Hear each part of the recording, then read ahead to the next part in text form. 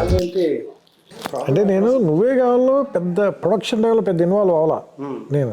ఎందుకంటే నేను ఇప్పుడు చిన్నోతో కూడా రాస్తున్నా ప్యారలల్గా.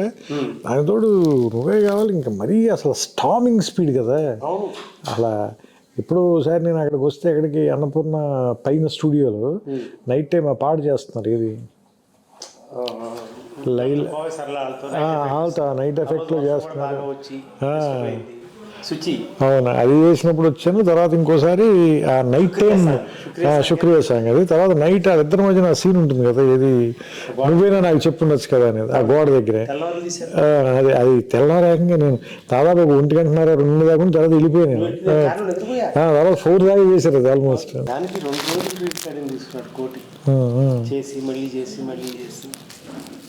నువ్వు వచ్చాక నేను డబ్బింగ్లో ఉన్నాను, రికార్డింగ్లో ఉన్నాను. బాబు నెక్స్ట్ నువ్వు డైరెక్టర్, నెక్స్ట్ అందుకే నేను అన్నిట్లోనే ఉన్నాను. ప్రాబ్లం ఎక్కడ వస్తుందంటే ఇది వరకటి రోజుల్లో స్క్రిప్ట్ రాసి డైలాగ్ వర్షన్ వినిపించేవాళ్ళు నిర్మాత లేకపోతే డిపార్ట్మెంట్ అందరూ ఉండి వినేవాళ్ళు. సో రాసిన చదవడం కాదు, నువ్వు చూసింది మేము చూసేవాళ్ళం ఆ ట్రావెల్కి. అది మన పక్క రూమ్, మేము రాసే రూమ్ కాకుండా పక్కన ఇంకో రూమ్ ఉండదు, అందులో కూర్చునేవాళ్ళం సెట్టింగ్. సో అందుకే ఈ సినిమాకి మనం ప్రకాష్ రాజ్ కాకుండా ఎవరిని ఊహించుకోలేకపోయాం. ఆ డిక్షన్తో సహా డైలాగ్ చదివి చెప్పేటప్పుడు ఓకే ఆర్టిస్ట్ మీతో కాదు కానీ ఇతను ఫిక్స్ అయిపోయాడు. సో అందులో 22 సీన్స్ ప్రకాష్ రాజ్ కాకుండా ఎవరిని ఊహించుకోలేదు. అవును, 22 సీన్స్ గుర్తుంది నాకు. నేను అన్నీ ఏంటంటే నేను సెట్లో ఫస్ట్ మీరు హౌస్ సెట్ వేసిన తర్వాత అప్పుడు వెళ్ళి ఆ లొకేషన్ చూసి వచ్చారు. వచ్చి చెప్పారు నాకు అక్కడ హౌస్ అవుట్డోర్లో వేద్దాం అనుకుంటున్నాం అది ఇది అని. ఇది నానక్రామ్ కూడా వేసిన తర్వాత అప్పుడు అదే సెట్లో ప్రకాష్ రాజ్ వచ్చిన ఫస్ట్ డే నేనే కూర్చుని మొత్తం ఆ 22 సీన్స్ నేరేట్ చేస్తుంటే అతను తన హ్యాండ్ రైటింగ్తో రాసుకున్నాడు. అప్పుడు ఇంకా తెలుగు రాదు కానీ కన్నడలో రాసుకున్నాడు ఆయన మొత్తం అన్ని సీన్స్. గుర్తుంది నాకు, 22 సీన్స్ రాశాడు మొత్తం. అలాగే నాకు అది కూడా గుర్తు. నేను సుహాసిని గారితో సీన్ చేస్తుంటే వస్తే మీరు ఆ డైలాగ్ చెప్పారు, మంచివాడ చెడ్డవాడ అంటే కాదు మణిరత్నం. నాకు అంటే అందులో నేను రాసిన డైలాగ్ ఏంటంటే అసలు మంచివాడ చెడ్డవాడ కాదు మొగుడు అంతే ఉంటుంది. దానికి మీరు మంచివాడ చెడ్డవాడ అంటే కింద ఇద్దరు మెట్ల మీద పైన తీస్తున్నారు మణిరత్నం అన్నట్టు. నేను గట్టిగా నవ్వు వస్తే బయటికి వెళ్ళిపోయాను నేను. Fantastic travel. ఇంకా తర్వాత శాస్త్రి గారి గురించి చెప్పాలంటే ఎంత చెప్పినా తక్కువే. నాకు బాగా గుర్తు ఏంటంటే మీరు నాకు మద్రాసు నుంచి ఫోన్ చేశారు. ఏది ఆయన ఆ పాట రాశారు, ఏది ఊనవుచారు. అందులో నాకు బాగా నచ్చింది. అందులో అది ఏది పట్టపగలు ఎవరైనా రాత్రి నుంచి చూస్తారా, ఆ కురులు చూపిస్తే కాదనక చస్తారా. అసలు ఆయన దీన్ని పడ్డ ప్రసవ అంటే అన్నిటికీ అట్లాగే పడతాడు. ఇది ఈ పాట రాసి ఇది తీసుకుని ఊటీ వెళ్ళి షూట్ చేయాలి. ఎక్కడ న్యూజిలాండ్ నుంచి వచ్చాము, నాన్ స్టాప్ అంతా వర్క్ అంతా. సో అవతల శంకర్ మాధవన్ వచ్చాడు కోటి స్టూడియోకి.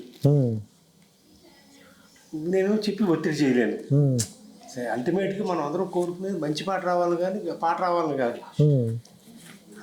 ఏం చేయాలి, ఓకే పాట ఆపేయాల్సి వస్తుంది, రకరకాలుగా ఉంటుంది. అరే ఆగా వచ్చింది అది బిగిన్ చేసి అప్పుడు వరుస సరే పద బయలుదేరతాం అని పల్లవి బిగిన్ చేసి కార్లో రాసుకుంటూ వెళ్ళి అందుకే నీకు అందులో పల్లవులు మొత్తం ఉండవు. అది ఎక్కడ మిస్ చేసేయండి. అదే ఆ కురులు చీకటిలో చిక్కుకుని అని, ఆ కురుల చీకటిలో చిక్కుకుని ఉంది. యాక్చువల్గా తర్వాత కంప్లీట్ చేస్తారు, ఆ కురులు చూపిస్తే కాదనక చేస్తారు. బెస్ట్ పార్ట్ ఏంటంటే ఆయన రాసే ప్రతి లైన్కి మనం ఫాలో అవుతూ ఉండేవాడు. అల్టిమేట్గా తీసుకొచ్చి దీని పాట అని అంటాం కాదు. ఒక్క లైన్ రాసిన దానికి అసలు ఎక్సైట్ అయిపోయాడు. ఒక్కొక్క రోజు ఒక్క లైనే అంతే. తను చాలా రకరకాలు రాసి అక్కడ పెట్టేవాడు. ఇటు మని బాగుంది కదా, వాళ్ళు చేయడం బాగుంది కదా, దిగుతుంది రాదు, గాలిపటం కాకనా అందా, అది ఈ మాట చాలు, ఇది అయిపోయింది. చరణం అయిపోతే అప్పుడు పల్లవికి వెళ్ళటం. ఫస్ట్ చరణం కంప్లీట్ చేశాడు, గాలిపటం కాకనా అందా రాసి. అది నా రైటింగ్. చాలా నోస్టాల్జిక్ ఉంది ఇది వెనక్కి వెళ్తుంటే అసలు. నాకు మొన్న వాళ్ళ యోగేశ్వర్ తీసుకొచ్చి ఇస్తే పట్టుకున్నప్పుడు శాస్త్రి చేతు పట్టుకున్న కాగితాలు కదా, టు అండర్స్టాండ్ ద ఫీలింగ్ అని ఇమీడియట్గా అతను హక్ చేసుకుని వెరీ వెరీ ఎమోషనల్. తొందరపడ్డాడు. పాటలు ఇటుకి ఇచ్చాడు కానీ మనిషి ఇట్లకి వెళ్ళిపోయాడు. ఈ సినిమా ఎంత గొప్పగా రావడానికి మనకి వెంకటేష్ కూడా తన contribution as an artist was extremely good. ఆయన అలా ప్రతి సీను ఏమంటారు మీకు గుర్తుంది కదా, మొత్తం డైలాగ్ అయిపోయిన తర్వాత ఫుల్ రీడింగ్ ఇస్తే 2-3 సార్లు రీడింగ్ తీసుకున్నాడు. మళ్ళీ చెప్పి ఇంకోసారి చెప్పాను. అంత అంటే అంత అంత ఏమంటారు దాని లోపలికి ఆయన ఇంజెక్ట్ చేసేసుకుని చేశాడు. నాకు ఇప్పటికీ గుర్తు ఆఖరి రోజున తను ట్రైన్ ట్రావెల్ సీన్ ఒకటి తీసాం. హైదరాబాద్లో బయలుదేరి నల్గొండ దాకా వెళ్ళి తిరిగి రావటం. అంటే ఫస్ట్ సీన్ లాస్ట్కి చేశాడు. అయిపోయింది. వాడు ఆఖరి రోజు పాటు గుమ్మడికాయ కొట్టారు. అప్పుడు అయిపోయింది కిషోర్. అంటే మీకు ఎవరు realize we shot it in 85 days totally. But all in one 85 days చేయడానికి 3 గంటల 14 నిమిషాలు సినిమా ఉంది.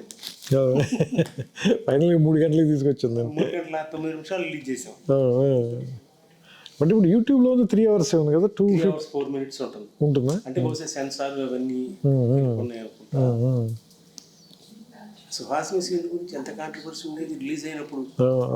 ఎందుకంటే ఫ్యాన్స్ వాళ్ళందరికీ ఆ సీన్. మీరు ఒక్కడే భయపడలా, నేను భయపడి అసలు నేను ఎలాగోలా కట్ చేసేద్దాం ఏదండి, ఏం కాదు నువ్వు ఈ వారం రోజులు వదిలే చెప్తాను నువ్వు అన్నారు. లేదు నాకు అది ఏమంటుందని నైట్స్ నాకు ఫోన్ చేశారు మీరు రాత్రి 11ంటికి 11:30కి. నేను రూమ్లో ఉంటే అప్పుడు ల్యాండ్లైన్ కదా, ల్యాండ్లైన్ ఫోన్ చేసి ఈ సీన్ చదువుతున్నాను, ఈ డైలాగ్ చాలా బాగా రాశాను, అది చాలా ఫీల్ అయి చెప్పారు నాకు. ఇప్పుడు కూడా నువ్వు మంచి డైలాగ్ రాసినా అట్లాగే చెప్పేవాడు. గుండెలో అన్నమాట, కళంలో చూడాలి కావాలి. తర్వాత అమ్మ ఒక అంజలి మంచి మాట వచ్చింది, మంచి డైలాగ్ వచ్చింది చెప్పడం. కానీ ట్రావెల్ వాజ్ డిఫరెంట్. అవి ఇప్పుడు అసలు చాలా ఫేమస్ లైన్స్ అయిపోయాయి. అప్పుడు మనం మాత్రం ఎంజాయ్ చేసిన లైన్స్. చూస్తా 4 అయిపోయింది. 24 సార్ 25 సెప్టెంబర్ 6కి. ఇది 25వ సంవత్సరం సెలవు. ఇది చాలా మందికి స్ట్రెస్ బస్టర్ సార్ ఈ సినిమా. ఎగ్జాక్ట్లీ. ఫస్ట్ ఈ సినిమా మనం ఒక ప్రివ్యూ రామనాయుడులో వేసాం సార్. నాయుడు గారి ఫ్యామిలీ అందరికీ వేసాం. మీరు, నేను, భాస్కర్ గారు కూడా. సినిమా అయిన వెంటనే బయటకు వచ్చి వెంకటేష్ గారు వైఫ్ చెప్పారు అన్నమాట, ఏమని నెక్స్ట్ జనరేషన్స్కి ఇదివరకంటే ఇప్పుడు మనం అంత గుండమ్మ కదా మిస్ ఉన్న ఎలాగే మనం మళ్ళీ రీవిజిట్ చేసి మనకి ఎప్పుడు మనసు బాగోపోయిన ఎలా చూస్తామో అలాగా డౌన్ ది లేన్ ఒక 15-20 years తర్వాత ఈ సినిమాని మళ్ళీ రీవిజిట్ చేసి చూస్తారు అందరూ ఈ సినిమా గురించి అని ఆవిడ ఆ మాట చెప్తే నేను అంటే జెన్యూన్ చెప్పండి నేను నమ్మలేదు. ఎందుకంటే నేను అంత దూరం నేను చూడలేదు. అందుడు మనమే రాసి ఉన్నాం కూడా కదా, అది మనకి తెలియదు కదా అది. సో అది ఆవిడ చెప్పింది ఇప్పుడు అందరు చెప్తుంటే నేను చాలాసార్లు ఆవిడ తెలుసుకుంటాను.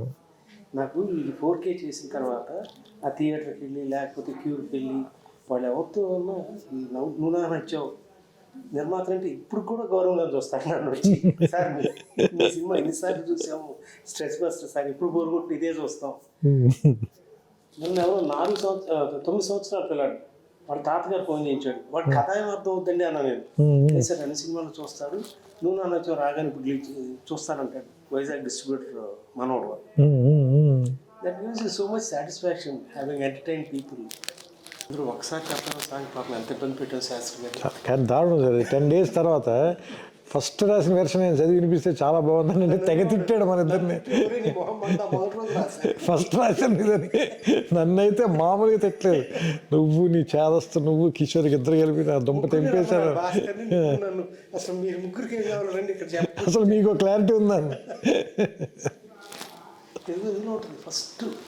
ఫస్ట్ పల్లవి సీన్ నాకు గుర్తుంది. ఫస్ట్ పల్లవి ఏది ఉంటుంది ఒక్కసారి చెప్పలేవా? అవును ఇది పైన ఉంది సార్, ఒక్కసారి చెప్పలేము. ఇదిగో ఫస్ట్ అదే ఫస్ట్ పల్లవి కాపీ చేసింది తను రాసిన డేట్లు. ఇదిగో ఫస్ట్ పల్లవి ఒక్కసారి అయిపోయింది కదరా, ఫస్టే రాసే కదా ఎదురుగానే ఉంటుంది. అంటే సినిమా కథ మొత్తం ఇందులో ఉంటుంది. ఫస్ట్ చూడండి సార్ 4 లైన్లు అవే ఉన్నాయి. చెంత చేరి పంచుకోవా ఆశని శ్వాసని, మన గుండె గుప్పెడంతా తన ఊహ ఉప్పినంత, ఉదిగుండ మనక వదిలేయమంటూ బతిమాలుతున్నవే. ఆ 4 lines వాడాం సినిమాలో కూడా. అన్యాయం కదా.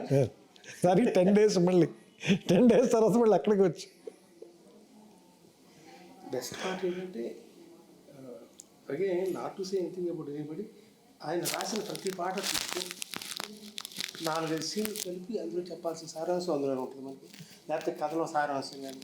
అండ్ మీరు అన్నట్టు మొన్న అన్నారు చూసారా, పాట అక్కర్లేదని చెప్పే పాటలు రచయిత ఆయన ఒక్కడే సార్. ఎస్, అని పాట రాస్తే డబ్బులు వస్తాయి కదా, కానీ ఆయన అలా కాదు, ఇక్కడ పాట పడదండి.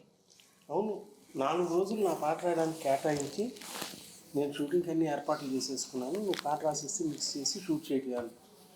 సరే నేను వెళ్ళిపోమన్నాడు ఆ రోజు. అన్నయ్య ఉన్నాడు, తర్వాత నేను ఫోన్ చేశాను, సార్ రా పాట అవసరం లేదు రావు, చాలా బాగుంది కదా చూడు, అంత బాగుంది చూడు, నేను రాస్తాను, రేపు సినిమాలో ఉండదు, దీంట్లో ఇది మిస్సింగ్, ఈ రెలవెన్స్ లేదు ఇక్కడ, it's not needed for the film అంటే నేను Tirumala Kishore, thank you sir అని వచ్చేసి 10 వర్షాలు అనుకో. అంటే హీ టుక్ ఇట్ వెరీ చాలా ఒక సీక్రెట్ ప్రొఫెషనల్గా తీసుకున్నాడు ఆయన. చాలామంది సీరియస్గా అంటారు కదా, లేదు సీరియస్గా కూడా కాదు, ఆయన చాలా డివైన్ ప్రొఫెషనల్గా తీసుకున్నాడు. ఒక్క విషయం, మన కోసం ఇప్పుడు పాట రాయాలి, తను తృప్తి చెందితే మనకి ఇవ్వడం, మనం పట్టుకెళ్ళడం కుదరదు, ఆ ఇంటికి రాదు, బయటికి పేపర్ రాదు, రాస్తా పాడి నా ఇంకా చూసేవాడు, నాకు తెలుస్తుందిలే అని చెప్పి అమ్మటి పేజ్ మార్చేవాడు. సో దాదాపు మేము ఇద్దరం కలిపి 400 రాత్రులు గడుపుకుంటాం, అంటే 89 పాటలు, ప్రతి పాటకి ప్రతిరోజు రాత్రి ఆయనతో ఉండాల్సిందే నేను. That was my fortune, I was so fortunate to spend so much time with him.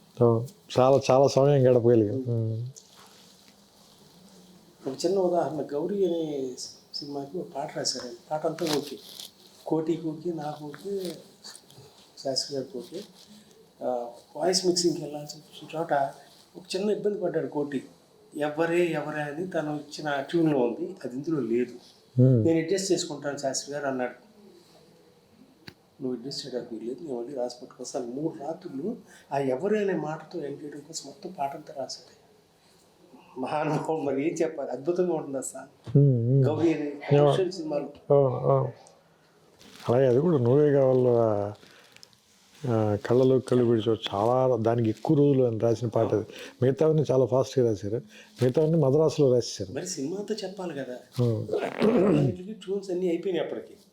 ఇది మనం వేరే క్లైమాక్స్ రకరకాలుగా అనుకున్నాం. అవును, 35 days కొట్టుకుని చివరికి మీరు విజయం సాధించి, అంటే నాకు వేమూరి సత్యనారాయణ, పైకి రంగా గారు వీళ్ళందరూ స్టార్ వర్డ్స్ కదా, వాళ్ళు వచ్చి నన్ను వేధించేవాడు, నీకు అర్థం కావట్లేదు, నువ్వు యూత్ సినిమా చేస్తున్నావు కరెక్టే, బట్ ఎల్డర్లీ పీపుల్ కూడా రావాలంటే ఇది కావాలి కదా అని.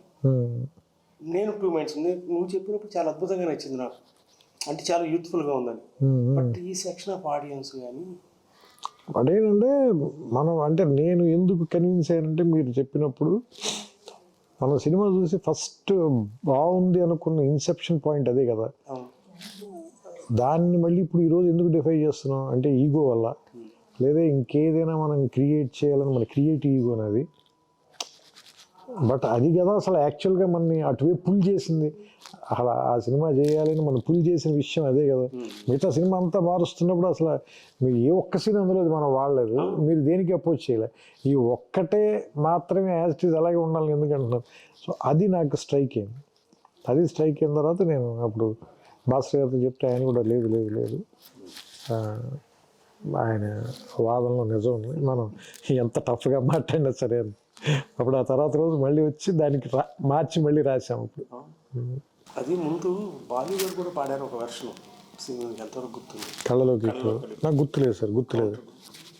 భాస్కర్ బాగుంటుంది అన్నాడు, కానీ భాస్కర్ ఫీమేల్ వాయిస్ అయితే బాగుంటుంది, చిత్ర గారితో బాగుంటుంది యాక్చువల్గా. నేనంటే నాకు అది విన్నట్టే గుర్తు, బాలు గారి విన్నట్టు గుర్తులేదు నాకు. తర్వాత ఇది చెన్నై నుంచి వచ్చింది, టేప్ రికార్డులో పెట్టుకొని క్యాసెట్ పెట్టి కళ్ళం నీళ్ళే, వాడు తరుణ్ కూడా వచ్చాడు, వాడు పడుకోట శాస్త్రి గారు రాసిన మన పాటల్లో మాట బొమ్మ చెల్లి దగ్గర నుంచి ప్రతిదీ చిత్ర గారి పాట, స్రవంతి వాళ్ళ పాట కదా క్లైమాక్స్ సాంగ్స్. తర్వాత దిల్ రాజు కూడా అనేవాడు, భయ్యా నీకు మళ్ళీ అనే పాటలు మా చివరిలో లాస్ట్ సాంగ్. అదే ఆ సాంగ్ చాలా వాటికి ఇన్స్పిరేషన్ సార్.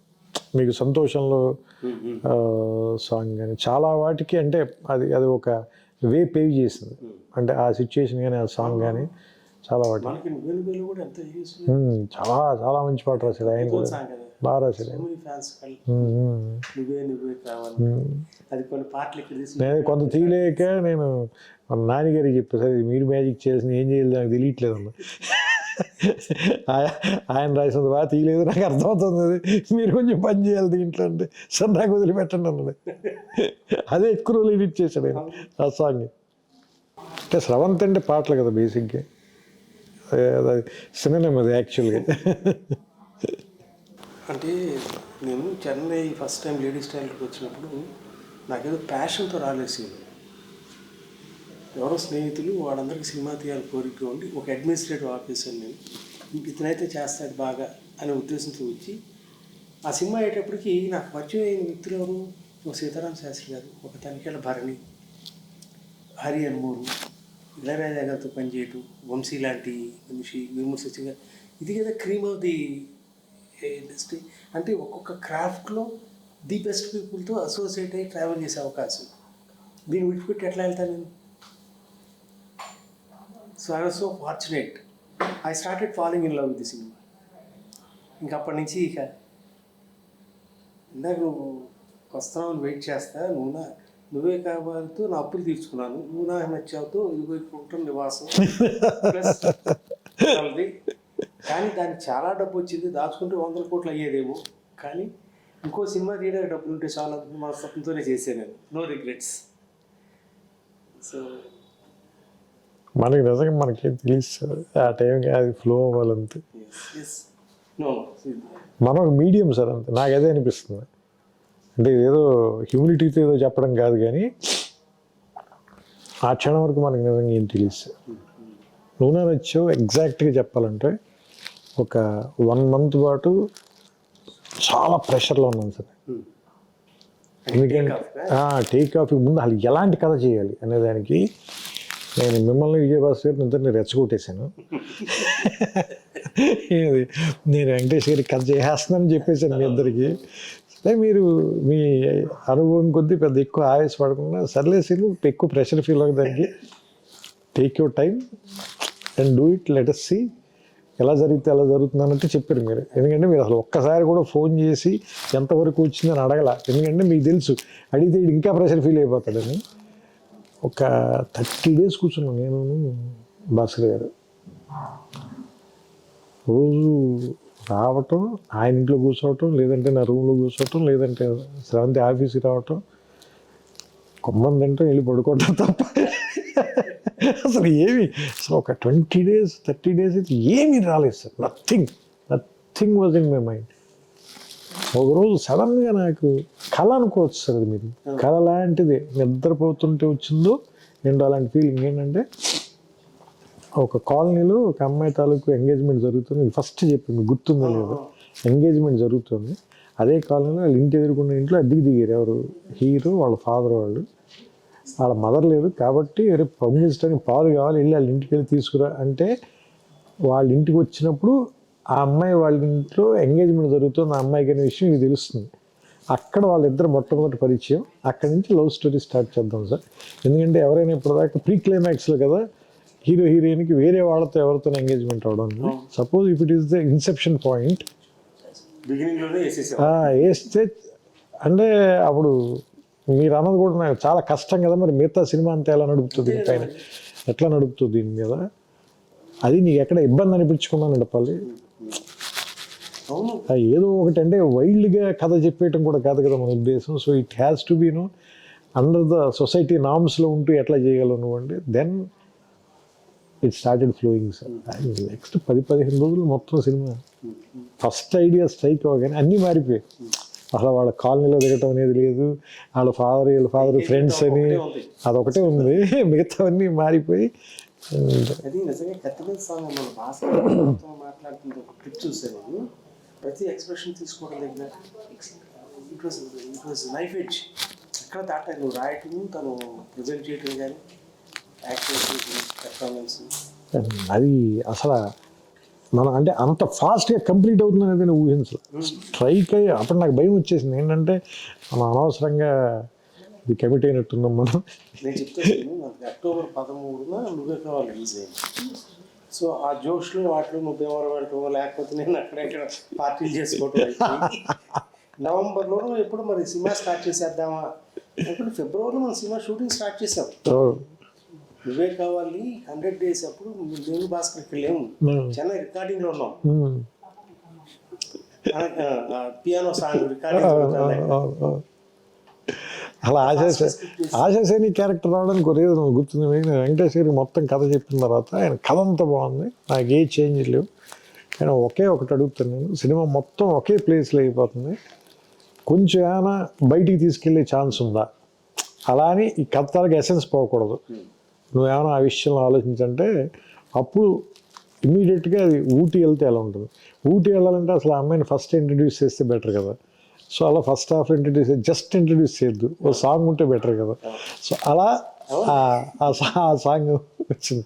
సో దానివల్ల 2 సాంగ్లు వచ్చాయి. సెకండ్ హాఫ్లో బోనం ఉత్సవాలు వచ్చింది, ఫస్ట్ హాఫ్లోనేమో ప్రియతమ పాట వచ్చింది. అంటే భాస్కర్ గారికి ఏమో 6 పాటలు ఉండాల్సింది. అవును, వాళ్ళిద్దరు ఆర్మీ కనెక్షన్ కదా. శాస్త్రి గారు కూడా అదేనా, ఇది భువన్ చంద్ర పాట అని. ప్రీతమ అని రాసినట్టున్నారు కదా, భువన్ చంద్ర గారు రాసినట్టున్నారు ప్రీతమ పాట, పియానో సాంగ్. కోటి కూడా ఏ మాట ఎక్స్ట్రాడినరీ. అసలు ఈ సాంగ్స్ ఎంత అద్భుతంగా వచ్చినా బ్యాక్గ్రౌండ్ స్కోర్ మీకు తెలియదు. నేను భాస్కర్ కలిసి బ్యాక్గ్రౌండ్ స్కోర్ ఎంత రామాయణం చూసాను, నాకు టెన్షన్ వచ్చేసింది. అందుకు చాలా ఓవర్ డబ్స్ యాడ్ చేయలేదు, మిస్ అయిపోతుంది. ఏంటి తేడా కొడతాను. నేనున్న తర్వాత వచ్చినప్పుడు తర్వాత మీరే చేయించారు, భాస్కర్ గారు కూడా లేరు, మీరే కూర్చున్నారు. నేను వచ్చి దాదాపు ఒక రాత్రి ఆల్మోస్ట్ ఆ రోజు ఒక 1 గంట దాకా కూర్చున్నాం మనం. అంత 6 రోజుల ముందు చూసి డిసప్పాయింట్ అయ్యాను. ఎక్కడో ఏదో తేడా కొడుతుందని మా సినిమా కోసం కొంత కారు ఉంది కదా ప్రకాష్ నువ్వు కూడా అందులో డ్రైవింగ్ నేర్చుకున్నా. ఆ కారు వేసుకుని వెళ్ళిపోతున్నాం విజయవాడ రోడ్లో. ఆర్ఎఫ్సి దాటిన తర్వాత గుర్తొచ్చింది. అక్కడి నుంచి ఫోన్ చేసి మన నైట్ తిరిగి వచ్చి లేదా నెక్స్ట్ డే మీరు ఉన్నప్పుడు నేను కూడా వచ్చి నాతో కూడా కాదు ప్రతి సీన్లోనూ చేసాం. మళ్ళీ అప్పుడు నాకు గుర్తుంది, అతను పక్కన ఒక అతను ఉండేవాడు అసిస్టెంట్, ఎవరో మన జీబు, కరెక్ట్ జీబు ఉండేవాడు. ఆయన దాదాపుగా ఆయన కన్సోల్ కూడా వదిలేసి బయటికి వెళ్ళి హీ మేడ్ ఇట్ హ్యాపెన్. కోటి గారు ప్రాణం పెట్టాడు అంటాడు భయ్యా మనం చేసినప్పుడు లైఫ్ అంటే మ్యూజికల్గా. అందులో నాకు ఆయన ఎంత పెద్ద టెక్నీషియన్ అనేది నాకు స్పృహ లేని వయసు కదా. ఐ వాజ్ టూ యంగ్ కదా సార్, 25 నువ్వే కావాలి అప్పుడు సార్ నువ్వు నానొచ్చేప్పుడు కూడా 25-26 కదా నేను. సో అందుకని నేను చాలా మామూలుగా అగ్రెసివ్గా నా ఒపీనియన్ చెప్పేవాడిని. మీరు సీన్ అంటే అక్కడ కోటి గారు అపార్ట్మెంట్లో కూర్చోవాళ్ళగా చెబితే పాప ఆయన నా రూమ్ దగ్గరే కదా సార్, నేను వాళ్ళ రూమ్ నుంచి వచ్చేసాను. బట్ ఆయన చాలా స్పోర్టివ్గా తీసుకునేవారు. అంటే కుర్రాళ్ళు ఏదో మాట్లాడుతుంది.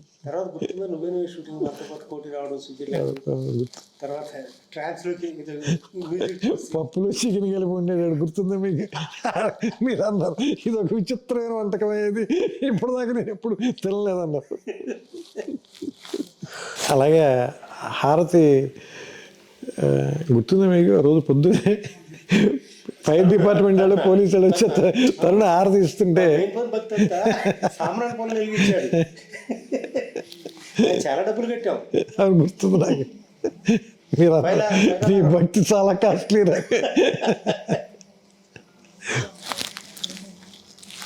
పొద్దున్నే స్నానం చేసి మంచి టవల్ కట్టుకుని మరి పూజ చేశాడు పొద్దున్నే. మరి పూజ చేసి వాడు అమ్మగారికి చెప్పాలి కోసం వాడు నేను చాలా భక్తిగా పూజ చేశాను. ప్రియతమ పాటకి ముందు ఒక సీన్ ఉంటుంది సార్, ఆశా సైనికును వెంకటేష్ గారికి మధ్యలో ఒక సీన్ ఉంటుంది, పికప్ సీన్ ఒకటి. అంటే చాలా మెలోడ్రామాటిక్గా మాట్లాడతాడు. నేను మిమ్మల్ని చూడలేను నేను, ఎందుకంటే మీ కళ్ళలో చూస్తే నేను తట్టుకోలేను ఇవన్నీ చెప్తాడు కదా.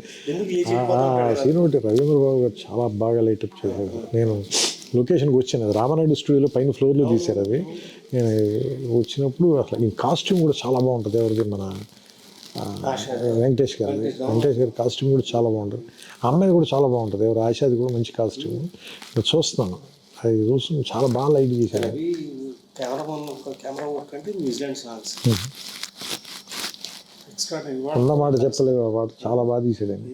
ఉన్నమాట చెప్పలేవు పాట. అదే అసలు మీకు గుర్తుంది లేదు, మనం ఆ బస్సులో వెళ్తుండేవాళ్ళం కదా, వెంకటేష్ గారు సాయంత్రం సార్ ఆపేసి సన్సెట్ బాగుంది ఇక్కడ తీసేద్దాం 2 షాట్లని. ఆయన అసలు ఇమీడియట్గా అసలు నాకంటే నేను తర్వాత చాలా పాటల కోసం కానీ లేదంటే సీన్ల కోసం కానీ అబ్రాడ్ వెళ్ళాను, కానీ that was my first trip కదా, అందుకని దట్ వాజ్ వెరీ స్పెషల్. ఇది న్యూజిలాండ్లో ఉన్న ఆ లొకేషన్స్ కానీ అంటే అందులో బెస్ట్ సీనిక్ లొకేషన్స్ అన్ని చేసాం. సదరన్ న్యూజిలాండ్లో కింద నుంచి పై దాకా వచ్చి పై నుంచి ఫైనల్గా క్రైస్ట్ చర్చ్లో ఆగి అక్కడ ర్యాప్ చేసి దెన్ బయలుదేరాం మనం. తర్వాత నువ్వే కావాలప్పుడు ఎప్పుడు పెయింటింగ్ మీద బిల్డింగ్కి కలర్స్ వేస్తే దాని మీద ఒక సాంగ్ సిచ్యువేషన్ ఏదో అనుకునేవాడు. ఆకాశం దిగి వచ్చి మబ్బులతో కొందరికి లీడ్ అని చూసావా? నీకు గుర్తుందో లేదు? నువ్వే కావాలప్పుడే ఎప్పుడు మాతో స్క్రిప్ట్ చెప్తాను, you had that in mind. Correct, paint colours వేస్తారు మ్యారేజ్కి ముందు, ఇప్పుడు ఇంటికి కలర్స్ వేస్తారు కదా, దానిపైన అనుకున్నాను. దాంట్లో నుంచే ఆకాశం దిగి వచ్చి మబ్బులతో మన తండ్రి అట్లా. శాస్త్రి గారు దానికి ఎన్ని రోజులు రాశారు తెలుసా పాట? గుర్తుంది, 8 రోజులు రాశారు. నేను ఆ పాటకి ఫుల్ ఫ్లెడ్జ్డ్గా ఉన్నా పూర్తిగా. అంటే నువ్వు నచ్చాలి అన్ని పాటలు కూర్చున్నా నేను, ఎక్సెప్ట్ ఓ నవ్వు చాలా పాట ఒకటే తప్ప. ఎందుకంటే దానికి నేను హైదరాబాద్లో ఉన్నాను, మీరు అక్కడ ఉన్నారు కాబట్టి. బట్ మిగతా పాటలన్నిటికీ నేను అన్ని పాటలకి నేను ఉన్నా ఆయనతో పాటు. I was there sitting with him night time. ఎందుకంటే భాస్కర్ గారు 9:30 తర్వాత నుంచి పడుకునేవారు కదా. అందుకని ఈయన ఏదో లైన్ చెప్తే బాగుందన్న అంటే, భాస్కర్ నీకు వెళ్ళండి భాస్కర్ అంత ఎర్రగా అయిపోయి వెళ్ళి పడుకునేవాడు. చెరొక 3 సిగరెట్ ప్యాకెట్లు ఉండేది. ఎంత దారుణం చూడు పాపం ఆయన. Use to smoke right through the night. అసలు మామూలు గారు వచ్చారు, ఒక సాంగ్ గ్రీన్ పార్క్లో రూమ్ తీసుకుని మనసు తాకి మనం 12 రాత్రులు రాశాడు ఆ పాట. 12 nights. ఎలా చెప్పను, నా చేతస్థం కొద్దీ రావడం నాకు ఇదేదో కావాలి అని అంట. ఏమిట్రా నువ్వు 12 నైట్లు ఇద్దరి చెరువుడు సిగరెట్ ప్యాకెట్లు మామ ఎందుకు గ్రీన్ పార్క్కి వచ్చి ఉన్నాను తీసుకొస్తే మొత్తం పీకలమయ్యి సిగరెట్ పీకలమయ్యి. అంటే దానికంటే కూడా తీవ్రత సార్ ఆయన ఏమంటారు దాన్ని, మిగతా అన్ని విషయాల కంటే కూడా ఆయన తీవ్రతే, విపరీతమైన భావ తీవ్రత కదా. ఆ తీవ్రత కదా ఆయన శరీరం జ్వలించిపోయిందేమో అనిపిస్తుంది నాకు. ఎందుకంటే లాస్ట్ 10 years ఆయన కూడా స్మోకింగ్ మానేశాడు కదా సార్. బట్ ఆయన భావ తీవ్రత శరీరం తట్టుకోలేకపోయింది. వాళ్ళకి ఇద్దరికి పడుకునే అలవాట్లేదు కదా సార్, మీకు ఆయనకి ఇద్దరికి. నేను మెల్లగా 1 గంటకి 2ంటికి వెళ్ళి బయట సోఫాలో పడుకునే ఉండేది. వీళ్ళిద్దరితో అవదలే, మనం పెట్టుకుంటే చచ్చిపోతాం మనం. ఎందుకంటే నాకు ఖచ్చితంగా 6 hours ఉండాల్సిందే. నాకు మీరు అప్పుడు నవల చదవడం మొదలెట్టారు రాత్రి 12-1 గంటకి ఎదురుకుండా కూర్చుని.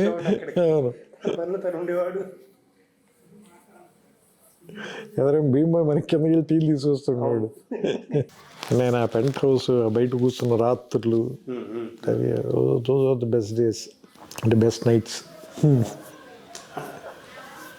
దాని రిజల్ట్ కదా ఇవాళ కూడా వెంకటేష్ గారి వైఫ్ సినిమా చూసి ఎంతకాలం గుర్తుపెట్టుకున్న సినిమా. ఇవాళ ఎవరిని అడిగినా కానీ ఎవరితో మాట్లాడినా అది స్ట్రెస్ బస్టర్ అండి. నాకు ఎప్పుడు మూడ్ బాగా లేకపోయినా వెళ్ళిపోయి సినిమా కాసేపు చూస్తాను. అట్లాంటివి చాలా తరచుగా వింటూ ఉంటాం. బట్ అంటే కథ విన్న వెంటనే సార్, అంటే అందరికన్నా మనం ఎవరికి ఎక్కువ క్రెడిట్ ఇవ్వాలంటే వెంకటేష్ గారికి. కథ విన్న వెంటనే గుర్తున్న కింద మీరు వెయిట్ చేస్తున్నారు. మీరు భాస్కర్ గారు అసలు తెగ టెన్షన్ పడిపోతే వీడు పైకి వెళ్ళాడు, వీడు అసలు ఏం చెబుతున్నాడు, వీడు మనకి చెప్పిన కథ చెప్తున్నాడా లేదా ఈ టెన్షన్లో మర్చిపోయి వేరే అని చెప్తున్నాడు. అంటే నేను కంప్లీట్ అయిన తర్వాత కథ ఆయన అసలు కిందకు వచ్చి మీతో ఒకటే మాట, ఇప్పుడు వీఆర్ డూయింగ్ కిషోర్, గుర్తుంది కదా మీకు మాట, వీఆర్ డూయింగ్ దిస్ ఫిల్మ్ అంతే. అదొక్కటే మాట చెప్పాడు. ఇంకా అసలు ఏమి మాట, ఒక్క సింగిల్ లైన్ అంతే. అసలు ఎందుకంటే ఇమ్మీడియట్గా అప్పటికప్పుడు ఆయన ఏమంటారు దాన్ని అన్ని విషయాలు సెటిల్ చేసి వెళ్ళిపోయాడు అంతే. అంటే ఆయన చూశాడు ముందే సీన్. నాకు వెంటనే చెప్పాడు సార్. ఆయన నెక్స్ట్ డైలాగ్ రాయడానికి ముందు ఇంకోసారి ఊటీ దాని కరెక్షన్ చెప్పడానికి వెళ్ళినప్పుడు, ఇది క్యారెక్టరైజేషన్ బేస్డ్ సినిమా సీన్ ఇది, దీని అందుకని ఏంటంటే నువ్వు నాకు డైలాగ్ రీడింగ్ మాత్రం కొంచెం 1-2 సార్లు నువ్వు నాకు ముందే డైలాగ్ రీడింగ్ ఇచ్చేస్తే నాకు if I have dialogue with me so నేను ఇంకా ఏమన్నా దాని మీద వర్క్ చేయడానికి ప్లే చేయడానికి బెటర్ అవుతున్నాను. ఫస్ట్ ఆయన అడిగింది ఆ డైలాగ్ ఇచ్చాను. టెక్నిక్గా పోర్ట్రే చేశారు. ఆ సినిమాలో హీరోయిజం కాదు ఉండేది, నొబిలిటీ ఆఫ్ ది క్యారెక్టర్. ఆ క్యారెక్టర్ నోబుల్నెస్. ఒక్క ఫైట్ లేదు సార్ సినిమా, ఒక్క ఫైట్లో ఒక హీరోయిక్ డైలాగ్ ఉండదు. ఫైట్ లేదు కదా అన్నది దెబ్బతింటాడు చిన్నపిల్లతోటి. అంటే ఆయన కాబట్టి అంత ఏమంటుందని ముందుకు వచ్చి చేసేయడమో అనిపిస్తుంది కదా. సో ఒక్కోసారి అది మనకి ఆ థాట్ రావడం, ఆయనకే చెప్పాలనిపించటం. ఎంతమంది దాన్ని అంత జడ్జ్ చేయగలుగుతారు, అట్లా చూడగలగాలి మొత్తం. అంటే అందులో ఏం ట్విస్ట్ ఉండదు సార్, ఏది అసలు ఏ రకమైనటువంటి కమర్షియల్ ఎలిమెంట్ ఉండదు. చాలా అసలు ఒక రకంగా చెప్పండి చాలా ఫ్లాట్గా అనిపిస్తుంది వింటున్నప్పుడు. ఎందుకంటే చెప్తున్నప్పుడు మనకి పాటలు గట్రా ఏం ఉండవు కదా సార్, మన దగ్గర మ్యూజిక్ కూడా ఉండదు. But he has seen the film అనిపిస్తుంది నాకు. బ్రహ్మానందం గారు ఆ బ్రహ్మానందం గారు ట్రాక్ రాయటానికి ఒకటి ఎక్కువ ప్రెషర్ ఫీల్ అయ్యింది సార్. ఎందుకంటే చాలా అంటే నేను ఫస్ట్ టైం బ్రహ్మానందం గారికి రాయటం అదే. అంటే అప్పటిదాకా నేను రాసిన స్వయంవరంలో కానీ బ్రహ్మానందం గారు లేరు, నువ్వే కావాలో లేరు, చిన్నవతలో ఉన్నారు కానీ చాలా చిన్న పోర్షన్ ఉంటారు, పెద్ద ఎక్కువ సీన్స్ ఉండవు, 2-3 సీన్సే. ఈ సినిమాలో చాలా ఇంపార్టెంట్ ట్రాక్, దాంతో చివరిలో క్లైమాక్స్ దగ్గర ట్విస్ట్కి హెల్ప్ అవుతాడు. అది అంటే రకరకాలుగా ఉంది మాస్టర్, నాకు మాత్రం ఏం చేసండి ఇంటికి వెళ్ళి చూసుకోవాలి. సో ఇలాంటివి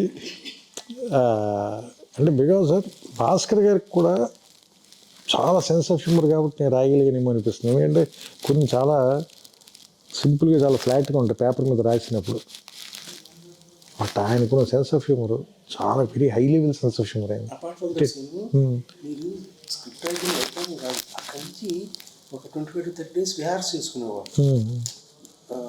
మాడ్యులేషన్ 2 సీన్లు అయిపోయింది, 3 సీన్లు అయిపోయింది, ఏంటి రాయడం కాదు, దాని మీటర్ సెట్ చేయటం, అప్పుడు కొంచెం రిఫైన్ చేసుకోవడం.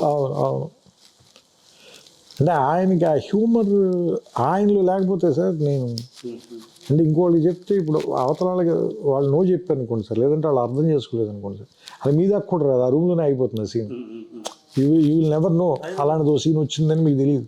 ఆయనకున్న ఆ సెన్స్ ఆఫ్ హ్యూమర్ కూడా నాకు చాలా అంటే ఆయన ఒక తెలుసు కదా మీకు, ఆయన కొంచెం క్వర్కినెస్ ఉండదు కానీ మంచి సెన్స్ ఆఫ్ హ్యూమర్ అయింది. సో అది ఏముంటుందని చాలా ఏముంటుందని అందుకని ఇప్పుడు ఎవరైనా అడిగితే అది ఎలా రాశారు, ఎవరి కాంట్రిబ్యూషన్ ఎంత మనం ఏం చెప్పలేము. దాన్ని ఏముంటుందని దాన్ని టోకెన్ వేసి ఇది నాది ఇది వాళ్ళది ఇది అయింది అలా చెప్పలేము.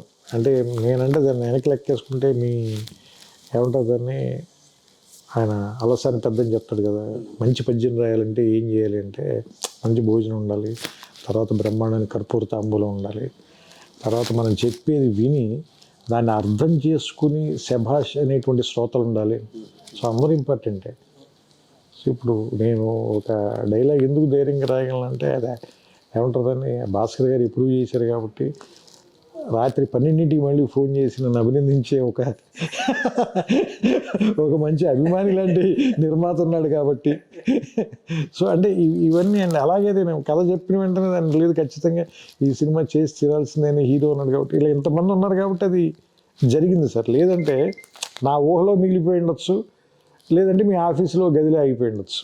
మనకి సినిమా మీద ఎంత అంటే కట్ చేయబుద్ది కదా ఒక కథ. ఇది మీకు గుర్తుండేది ఒక సీన్, మధ్యబంది దగ్గర ఇద్దరు మాట్లాడుకుంటా, అగర్వాల్ సుహాస్ని, అతను ఎప్పుడున్నా ఎవరన్నా ప్రేమించేవారు, అతను అవతల పక్కన సిగరెట్ తాగుతూ ఉంటాడు. అది ఎడిటింగ్లో తీసేద్దాం అనేది మీ అభిప్రాయం?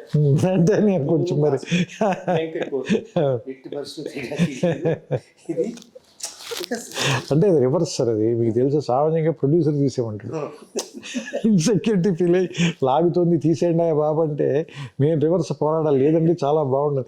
ఇక్కడ ఇది పూర్తిగా రివర్స్, అంటే మేము తీసేద్దాం అంటే లేదు మీకు గుర్తు లేదు.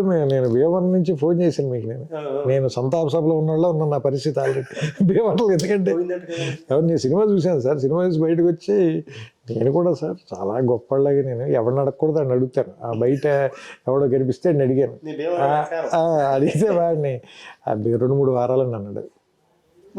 నా పరిస్థితి అర్థం చేసుకోండి సార్, నేను ఇంటికి వెళ్ళి జెన్యూన్గా చెప్తాను సార్, మా అమ్మలో తలగబెట్టి పడుకున్నాను నేను. సో జోక్ కాదు, మా అమ్మలో తలగా పెట్టి పడుకున్నా, నీ సినిమాలకి పనికిరానేమో, ఏదో ఫ్లూక్గా రాసి ఉంటాను 2 సినిమాలు, నువ్వు చెప్పినట్టే నేను తప్పు చేశాను, ఈ లెక్చరర్ ఉద్యోగం చేసుకుని ఉంటే బాగుంటుంది అంటే పాప మా అమ్మకి అర్థం కాలే, ఆవిడ కొంచెం బెమ్మిలు ఎత్తిపోయింది ఆవిడ, ఏంటి వీడేంటి ఇలాంటివన్నీ మాట్లాడుతున్నాడని. ఎక్కి మీరు ఫోన్ చేశారు, అప్పుడు ఫోన్ చేసి నువ్వు హైదరాబాద్ రా చెప్తాను, నువ్వు ఎందుకు కంగారు పడుతున్నావు అంటే వచ్చిన తర్వాత నన్ను మీరు కార్లో చూపిస్తాను నీకు నన్ను తీసుకెళ్ళారు. మీరు శాంతి థియేటర్కి 10 మంది ఉన్నారు సార్ అక్కడ. నాకు మీరు నమ్మరు అసలు, మొత్తం చెమట్లు పట్టేసి ఒళ్ళంతా తడిచిపోయింది, ఏంటి 10 మంది ఉన్నారు, కంగారు పడగా చూడు నువ్వు అని. ఇద్దరం కార్లో కూర్చొని చూస్తున్నాం సరే, 8 మంది టికెట్లు తీసుకోగానే కౌంటర్ మూసేశారు. 10 టికెట్లు 15 టికెట్లు కదా, 8 మంది మూసేశారు. అప్పుడు నేను కొంచెం ఏమంటుందని నాకు ధైర్యం వచ్చింది.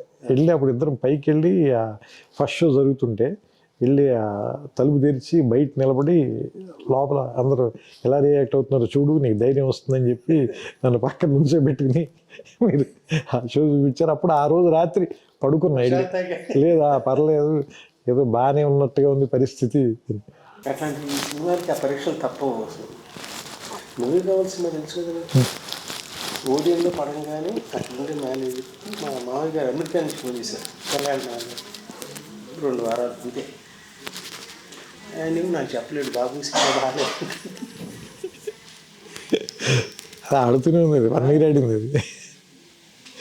నాకు భీవరంలో, నేను అది భీవరంలో చూశాను సార్. భీవరం వెళ్తే భీవరంలో గేట్ కీపర్ ఉంటాడు కదా, అతను అడిగా సినిమా చూసి బయటకు వచ్చి చెప్పే కదా సార్, నేను వెతుక్కుని మరీ అడుగుతాను. అతను కష్టం సార్ అన్నది, కష్టం సార్ అని. నేను నడుచుకుంటూ వెళ్ళిపోయాను సార్ ఇంటికి, బండి మీద వెళ్ళాను నేను సునీల్ గారు. నేను అక్కడి నుంచి నడుచుకుంటూ వెళ్ళిపోయా షాక్లో, ఏంటి ఇలా ఉంది ఇలా చెప్తున్నారు. ఆ తర్వాత సార్ అదే థియేటర్లో 300 days ఆడింది సార్. నేను మళ్ళీ ఆ 300 days దానికి ఫంక్షన్గా మేనేజర్ పిలిస్తే నేను వెళ్తే ఆ గేట్ కీపర్ సార్ నేను మీకు ఫస్ట్ డే చెప్పి గుర్తులేదు మీకు అన్నది. ఇది కష్టం అని చెప్పినాడేనా, ఆడు మర్చిపోయినట్టున్నాడు. నేను ఎలా మర్చిపోతాను సార్, విన్నది నేను కదా, నేను గుర్తుంది నాకు అనుకుంది. అంటే కొన్ని సినిమాలు అంటే డబ్బు తీసుకొస్తాయి సార్, కొన్ని సినిమాలు పేరు తీసుకొస్తాయి సార్, కానీ గౌరవం మాత్రం కొద్ది సినిమాలు తీసుకొస్తాయి. ఇందాక నేను చెప్పినది వాళ్ళు కూడా నువ్వు మంచిగా నేను తీశానంటే ఆ లుక్ డిఫరెంట్గా ఉంటుంది. అలాంటి రెస్పెక్ట్ తెచ్చిన సినిమా, డౌట్ లేదు అందులో. కిరణ్ కూడా వాళ్ళ డాడీ సినిమా తీసారంటే ఎంతో గౌరవం ఆ చుట్టుపక్కల వాళ్ళందరికీ. నీదే ఆ సినిమా, మీ నాన్నగారు తీసారు. అదే మీరు ఇప్పుడు మీరు చెప్పారు కదా, రెడీ సినిమా చూసి పెళ్ళైంది, రెడీ చూసి పెళ్ళికి రెడీ అన్నట్టు అందరూ మన అబ్బు రాసి పెళ్లి చేసుకుని పిల్లల్ని తీసుకెళ్ళిన తర్వాత పెళ్లి చేసుకోవాలి, మీది one of his best lines అది.